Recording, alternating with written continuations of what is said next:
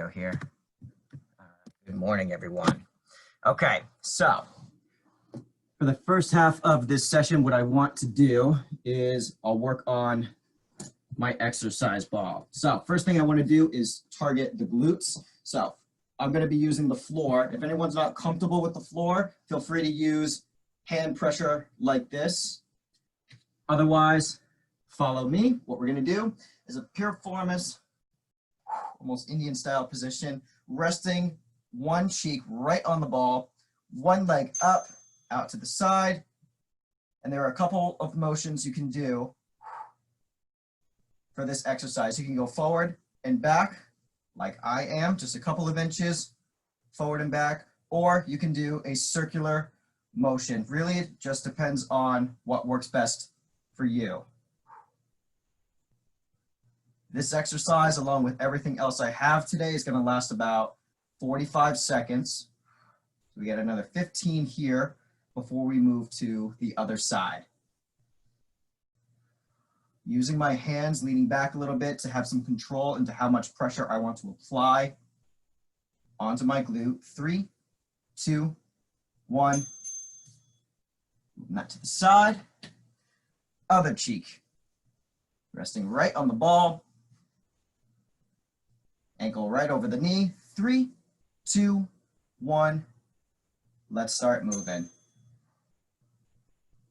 For anyone at home who feels like there might be a knot in the glutes, feel free to apply and hold pressure on that spot for about, say, 10 seconds before we start moving forward and back again.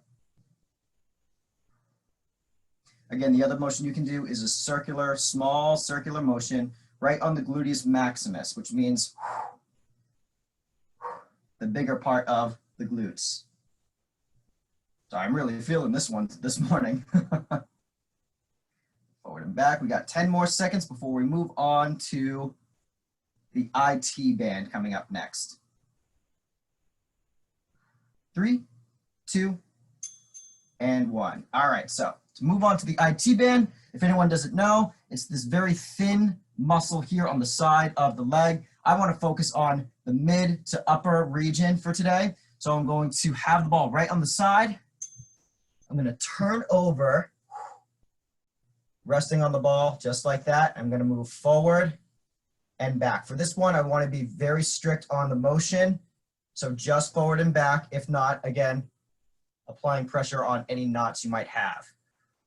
Using this arm here and this leg here to help slide my leg forward and back. If this is too much pressure for anyone at home, again, you can try a hands-on technique, or you can use this free hand here, rest it on the floor to help ease off the pressure just a little bit. And all right, that's our cue. Moving on to the other side. Again, you want it to be right on the outside of your leg. I want to work on the mid to upper region here. Feel free to do the lower region if you'd like. Turning to the side. Moving back and forth. This is a very small muscle and is often neglected. So if you are feeling a lot of pressure here, again, use this free hand. Try and ease off that pressure, or simply turn to the side and do some hands-on motions like that. We have another 20 seconds. Then we're going to move on to the back of our rotator cuffs. So do what you can at home. Take your time. Remember to breathe in through the nose, out through the mouth. 3, 2, 1. Excellent. Okay, moving on to the rotator cuff. I want the exercise ball to be right under the shoulder on the back side. We're going to lie on our backs, just like that. Get yourself nice and comfortable. It might take a little bit of practice for you to get right. We're going to be right on that muscle, and I want this arm to simply move side to side, just like this. Applying as much pressure as you can on the muscle right under the shoulder. I'm gonna readjust myself here. Another way you can do this area for motions is you can do internal and external rotations. This is a lot more challenging. I'm feeling this way more when I do this motion here. It's a rotator cuff, so when you do this motion, that's what we're working. All right, moving on to the other side. The ab and adduction we're doing here is to help us ease into working that area. Resting on the floor. So let's ease into it with some abduction and adduction. And when you feel ready at home, bring that elbow to the side. Keep that elbow bent at 90 degrees and do your internal and external rotation. Again, if you're not feeling it all that much, it might be because you'll need a little more practice to get that sweet spot. Some of you may feel knots. Again, just apply some pressure there if you'd like to before you start doing motions like this one here. Very, very challenging. And all we're doing is lying on the floor. 3, 2, 1. All right, moving on. Balls away. I didn't mean to put that on my computer. Using the foam roller here. I have my DIY foam roller again. What I want to do is I want to rest on my foam roller, my spine on the foam roller, arms up and out to the side. That's it. We're just going to hold this position here. The idea here is to open up the chest muscles by letting the arms come just behind the torso. You may find this a little bit more effective if you have a bench used for free weights at home. You can rest on that and just let your arms hang to the side. Take deep breaths and rest. This is all I want to do. Some of you may want to do some motions like this just to help get some blood flow in. That's fine. Regardless, we're going to be moving on to our next exercise, moving the foam roller to a horizontal position, using it like a pillow, and resting the base of our skull in the back and the top of our neck right on the foam roller, just to help open up the neck a little bit. If anyone feels like they're having a stiff morning in the neck region, or if you ever felt like you're about to lose your head, like it's about to fall off, this may be the exercise for you. Notice I'm doing slight, small motions side to side, like I'm shaking my head no. Just holding here for about 2 seconds, and then moving to the other side. My DIY foam roller is made out of a yoga mat, so it's very, very soft, so this is a lot easier for me. So I might want to actually press down a little bit harder to get a more effective exercise here. Moving on, I want to roll this lower right onto my upper back. And I want to hold my head like so, rounding my back just a little bit. And all I want to do here is a side tilt, a slight tilt, side to side. I have my hips off the floor, so I'm getting a little bit more out of this exercise here.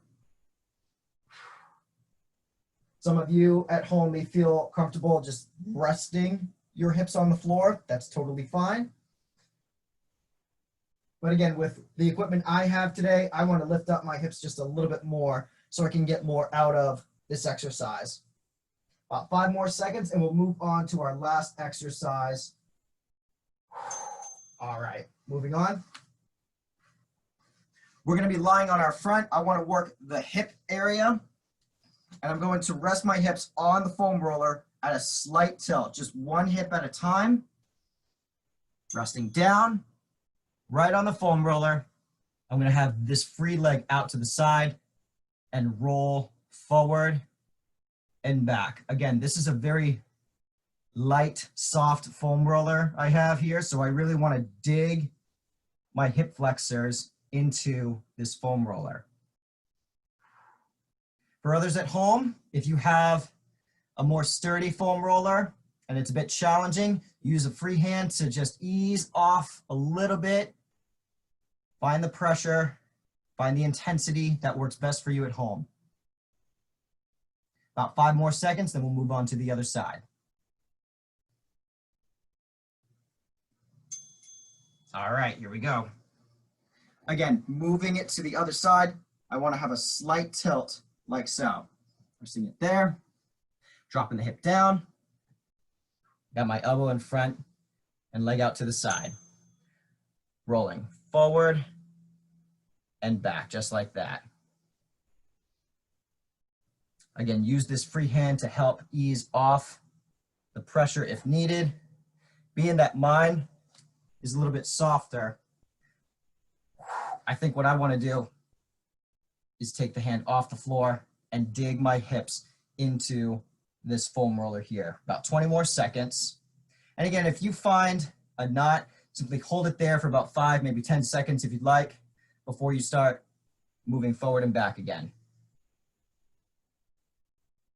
About 5 more seconds and then we're done. And excellent. All right, moving that to the side. So thank you for joining me this morning. I'm gonna move my camera up just a little bit. A couple of things before you go. Next week, we will be using a rolling pin. This is a very special rolling pin I have here specifically for trigger point training. If you don't have anything like that, or maybe you do, maybe it's one of the rolling pins you have in your kitchen, you can use that for next Tuesday. And let's see, what else do we have?